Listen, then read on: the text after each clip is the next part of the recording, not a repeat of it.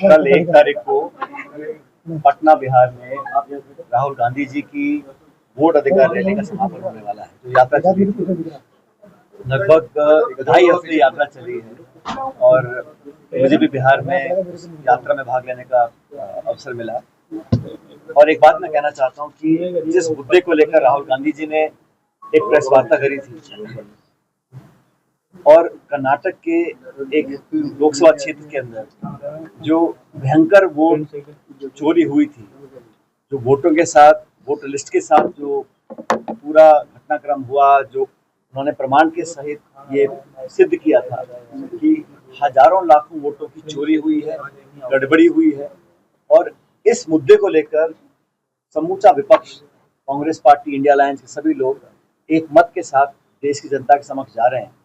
और सवाल ये उठता है सबसे पहला कि जो मुख्य चुनाव आयोग है, चीफ इलेक्शन कमिश्नर, उसके चयन की जो प्रक्रिया थी वो स्थापित थी आज़ादी से लेकर अब तक कि प्रधानमंत्री, नेता प्रतिपक्ष और चीफ जस्टिस ऑफ इंडिया, ये 3 लोगों का एक पैनल था और वो तय करते थे कि कौन सीईसी का अध्यक्ष बनेगा, चेयरमैन बनेगा।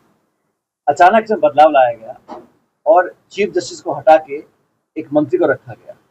तो प्रधानमंत्री, गृह मंत्री और नेता प्रतिपक्ष, अब ये पैनल 3 का बन गया है।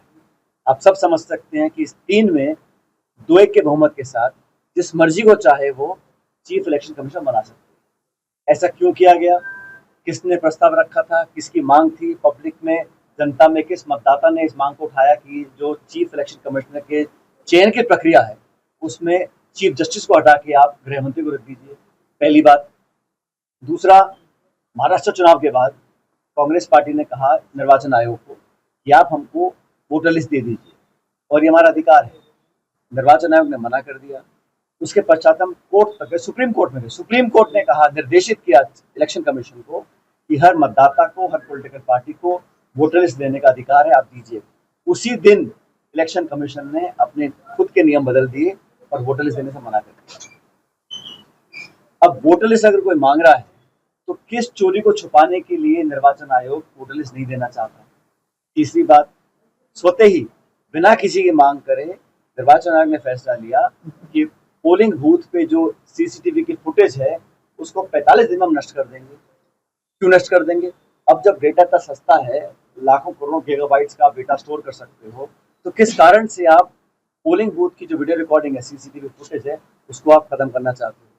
इसका कोई जवाब नहीं है। राहुल गांधी जी ने कहा और सबके सामने कहा कि हमने 6 महीने अध्ययन कर पूरे आंकड़े सामने लेकर आए। एक एक मकान में 200-200 वोट बना रखे हैं, फर्जी वोट बने हुए हैं और बिहार में स्पेशल इंटेंसिव रिव्यू के नाम से, एसआईआर के नाम से लाखों लोगों के नाम काटे जा रहे हैं।